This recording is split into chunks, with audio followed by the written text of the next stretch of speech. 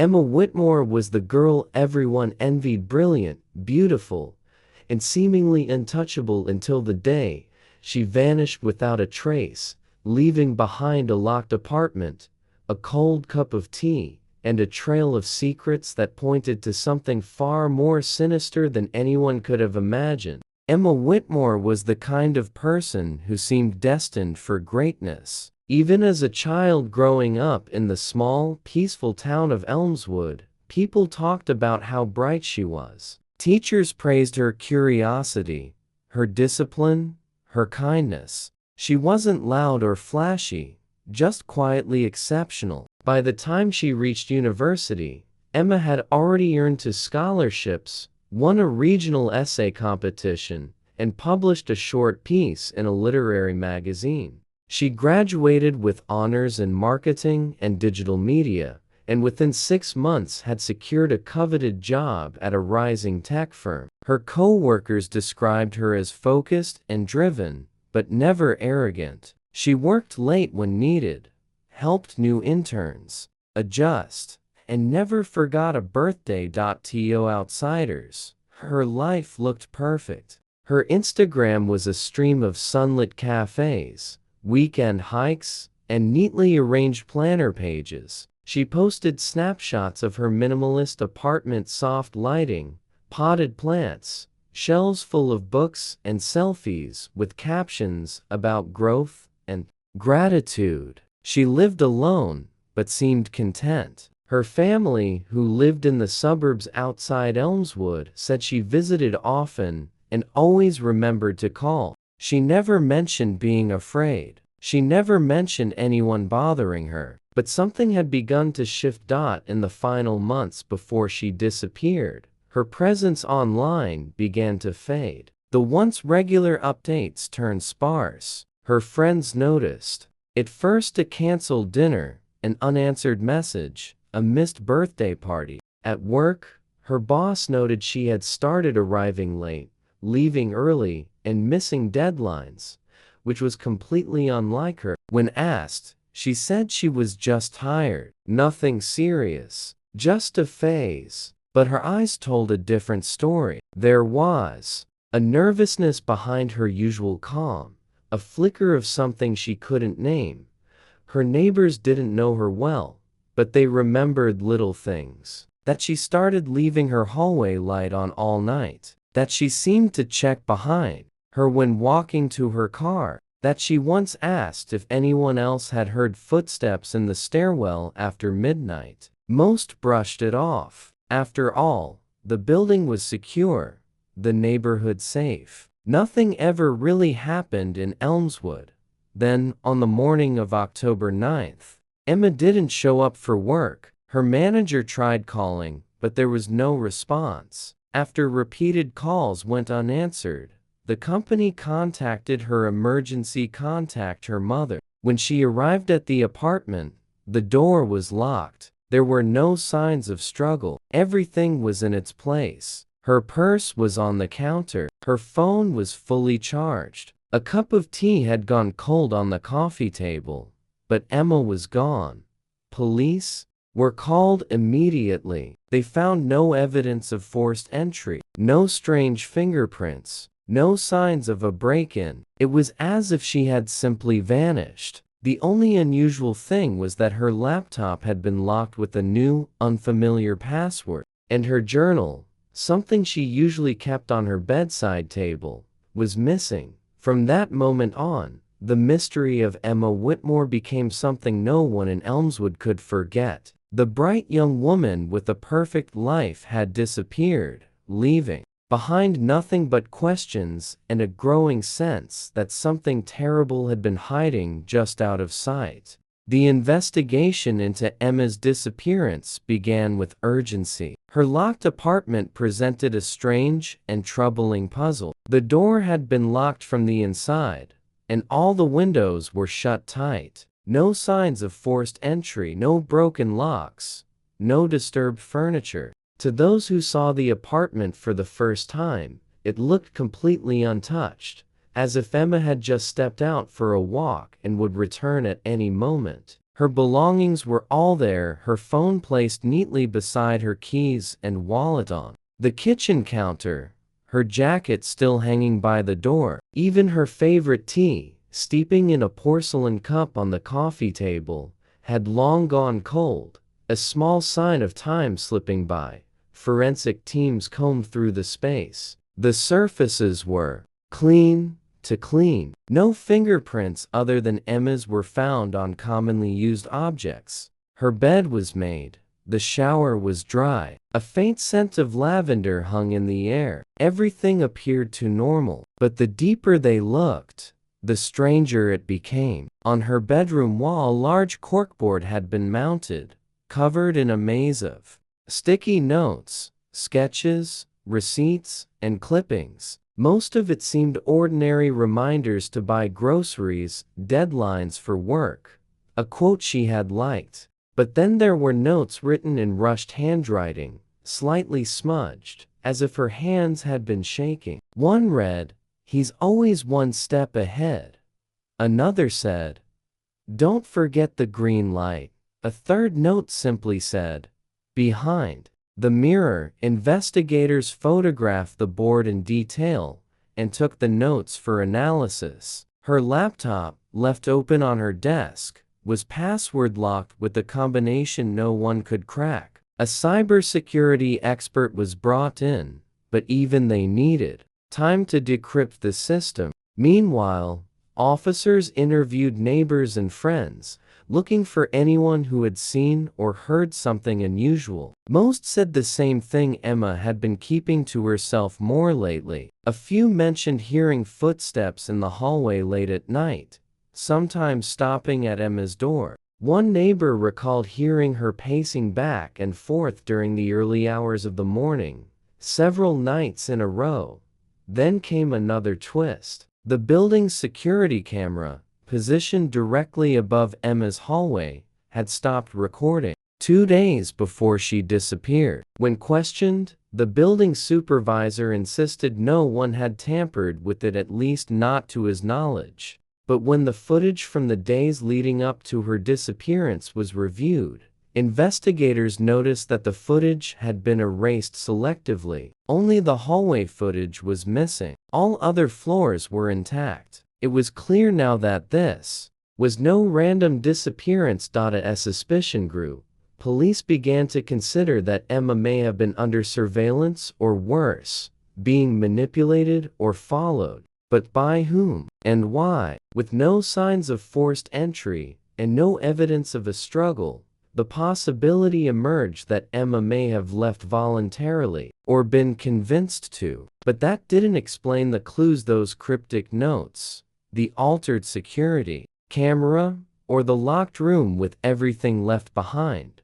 A creeping sense of dread settled over the investigation. It was no longer a simple missing persons case. Something far more calculated and sinister was unfolding. The discovery in the basement of Emma's office building came completely by chance. A janitor, Harold Jenkins, who had worked there for over 20 years, was cleaning out the storage room for the first time in months. It was a cluttered, dusty space filled with old chairs, discarded monitors, and forgotten boxes. As he moved a stack of folding chairs to clear a leak near the far wall, he noticed a plain white envelope wedged behind one of the cabinets. At first, he assumed it was trash, but something about the way it was sealed, untouched by dust, made him pause. The envelope had a single word handwritten across the front: Emma, and below it,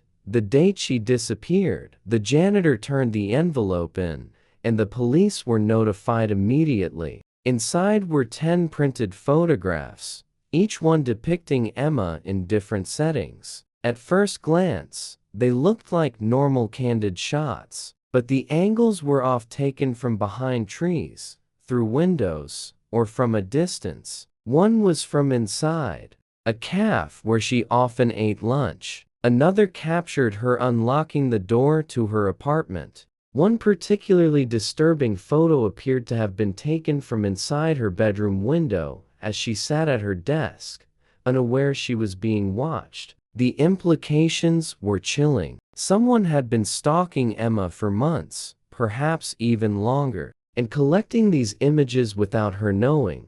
What disturbed investigators the most was the photograph that appeared to be taken from inside her own apartment. The angle suggested that whoever took it had been inside the unit, or at least had access to it without her knowledge. That was the breakthrough they needed. Investigators turned their attention back to Emma's workplace, now suspecting the person watching her may have been someone close by. With the building being a secured environment, they began questioning employees, narrowing their focus to those with access to surveillance systems or building maintenance. One name stood out quickly: Jared Price, a quiet, reclusive IT technician who had been fired 3 weeks before Emma vanished. His dismissal had been due to several complaints about inappropriate behavior, including installing unauthorized monitoring software on company devices. Most employees had forgotten about him. He kept to himself, rarely spoke, and avoided social events. When police pulled his employment records, they discovered he had been in charge of maintaining both the company's internal server and the building's security system. They obtained a warrant and searched his apartment. What they found was beyond what anyone had expected. Jared had lived alone in a dimly lit basement flat on the edge of town. The windows were completely covered with blackout curtains. Walls were lined with soundproof foam panels. In the center of the room sat a single chair facing a white wall, with a tripod-mounted camera placed directly in front of it. On a nearby table, a small switch was labeled "Silence" in careful block letters.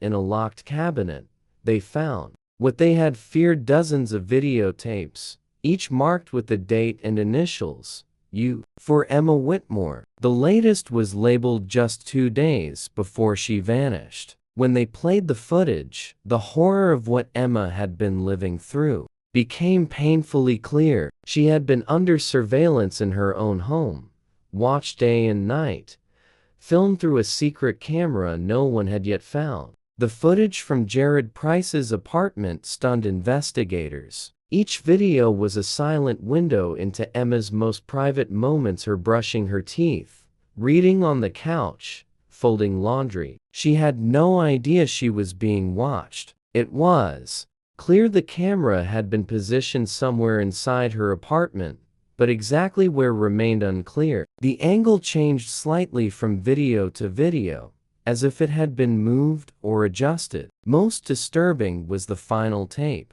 It showed Emma sitting on her bed, staring blankly at the floor. She looked anxious, like she knew something wasn't right. She got up suddenly, walked toward the bathroom, and then the video ended abruptly. That was 2 days before she vanished.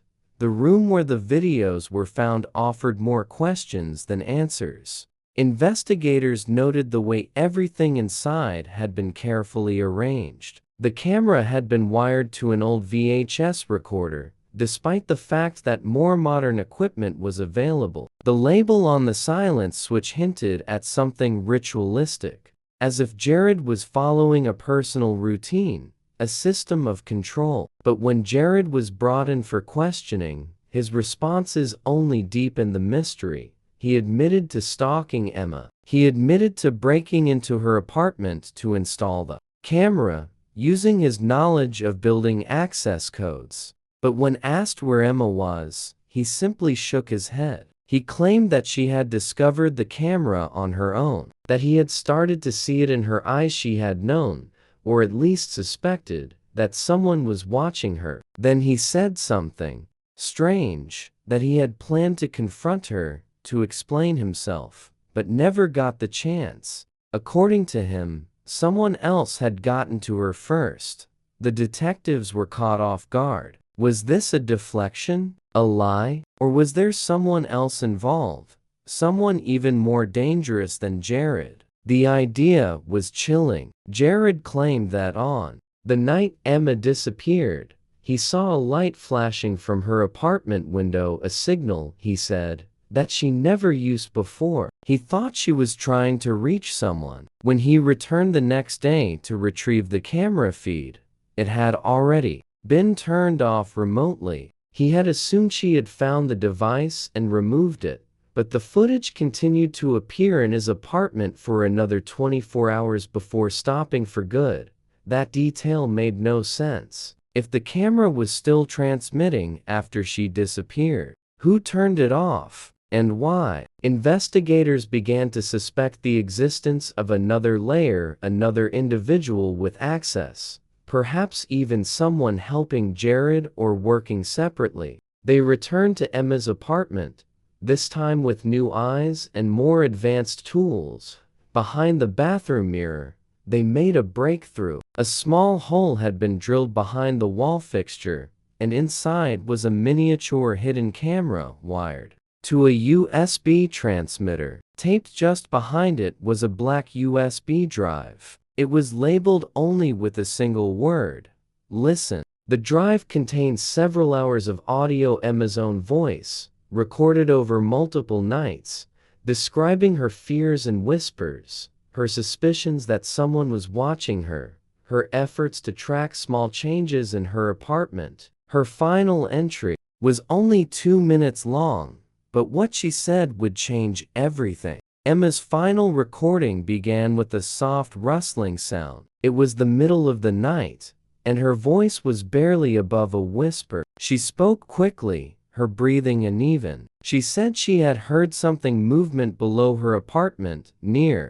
the building's basement entrance. She mentioned a metallic sound, like a key turning in a lock, followed by a faint creak of a door opening. Then she paused, seemingly listening. In a trembling voice, she said she no longer believed she was dealing with just one person. There were too many things happening at once: lights flickering at odd hours, footsteps that stopped just outside her door, shadows that didn't belong to anyone in the building. The last words on the recording were chilling. Someone is in the building. I'm not alone. If this is the last thing I leave behind, I was right. He wasn't the only one. After that, the audio cut to static. The discovery of the USB drive confirmed what detectives had started to fear. Someone else had been involved in Emma's torment. Jared, while responsible for a major part of her surveillance, might not have been the only one pulling the strings. The idea that another person had been moving through the building, accessing her apartment, and possibly erasing or altering evidence suggested a far more complex and disturbing reality. Investigators scoured the building's blueprints, discovering an old maintenance shaft that ran behind several apartments, including Emma's. It had been sealed off decades ago, but could be reopened with the right tools. The shaft connected to the boiler room in the basement, the same basement where the janitor had found the envelope. Despite weeks of searching, no further trace of Emma was found. Her family held out hope, but as time passed, hope became harder to maintain. Without a body, without any witnesses, and with Jared offering no further useful information, the case went cold. The media moved on, and the town slowly returned to normal. But Emma's story lingered, particularly among those who had known her. Something about her disappearance refused to rest. Her apartment remained empty, sealed by police tape, a silent reminder of the life that had vanished behind a locked door. Then, nearly 2 years later, a surprising discovery reignited the investigation. A group of hikers in a remote forest 30 miles from Elmswood stumbled upon the remains of an old storm shelter buried beneath a collapsed shed. Inside, it was dry and surprisingly well preserved. Among the discarded tools and boxes was a small notebook wrapped in plastic and taped shut. The handwriting matched Emma's. Investigators reviewed the journal, carefully examining each page. Most entries were short, vague, filled with thoughts that bordered on paranoia, descriptions of being followed, of unseen watchers, of a plan to disappear. The final entry, dated a week after her disappearance, read, "He thought he was the only one watching me, but he wasn't. I saw the shadow behind him too." That was the last anyone ever heard from Emma Whitmore. Her body was never recovered. Her fate remains unknown, but the truth she uncovered of layered surveillance, invisible manipulation, and silent terror proved that the real horror was never just what Jared did. It was what happened behind him, behind all of them, in the shadows no one thought to look.